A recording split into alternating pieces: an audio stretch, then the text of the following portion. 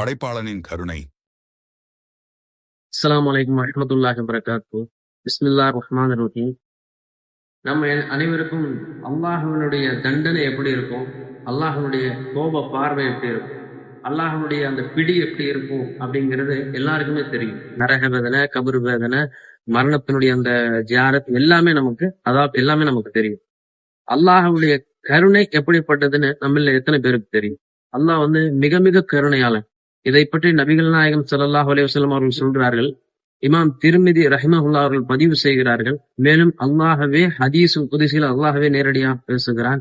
யா இப்னு ஆதம், ஆதமுடைய மகனே, நமா உஸ்ஸனா, இந்த வானத்தினுடைய முகடுகள் அளவுக்கு உன்னுடைய பாவங்கள் இருந்தாலும் சரி, இந்த பூமியில் உள்ள உலகத்தின் அளவுக்கு உன்னுடைய பாவங்கள் இருந்தாலும் சரி, நான் அதை மன்னிக்கிறேன். கஃபர்துலக், நானும் அதை மன்னிப்பேன் என்கிற அல்லாஹ் சொல்கிறான்.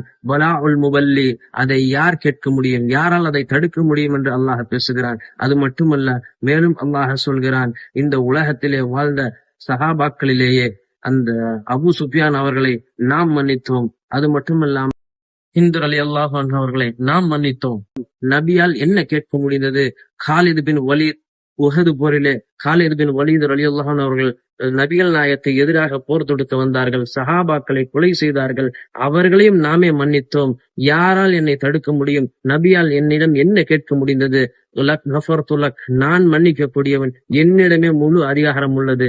அது மட்டுமல்லாமல் ஒரு உதாரணமாக சொல்கிறேன். இந்த உலகத்தில் ஒரு மனிதன் வாழ்ந்து கொண்டிருக்கிறான், 99 ஆண்டுகள் வாழ்கிறான். அவன் 99 ஆண்டுகளும் அல்லாஹுக்கு எதிராக பிரச்சாரம் செய்து கொண்டிருக்கிறான். அல்லாஹுக்கு குழந்தை இருக்கிறது, அல்லாஹுக்கு மனைவிமார்கள் இருக்கிறார்கள், அல்லாஹ் இறைவன் இல்லை என்று 99 ஆண்டுகள் பிரச்சாரம் செய்து கொண்டிருக்கிறான்.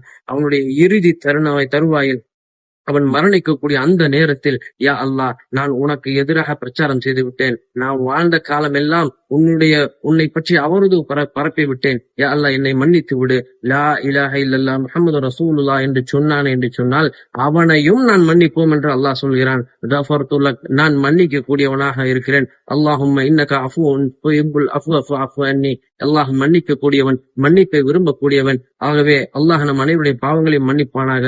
இந்த அளவுக்கு ரப்புல் ஆலமீன், நம்முடைய ரப்புல் ஆலமீன் கருணை உள்ளவனாக இருக்கிறான். எப்பேற்பட்ட பாவங்கள் செய்தாலும் சரி, அல்லாஹ் தன் நாடியவர்களுக்கு அல்லாஹ் மன்னிக்க கூடியவனாக இருக்கிறான். அப்படிப்பட்ட கருணையாளனுடைய அந்த கருணை என்னும் போர்வை உம் மீதும் என் மீதும் உம்முடைய குடும்பத்தாரின் மீதும் எம்முடைய குடும்பத்தாரின் மீதும் நிறைந்திருக்க வேண்டும் என பிரார்த்தித்தனாக நிறைவு செய்கிறேன். அஸ்ஸலாமு அலைக்கும் வரஹ்மத்துல்லாஹி வபரகாத்துஹு.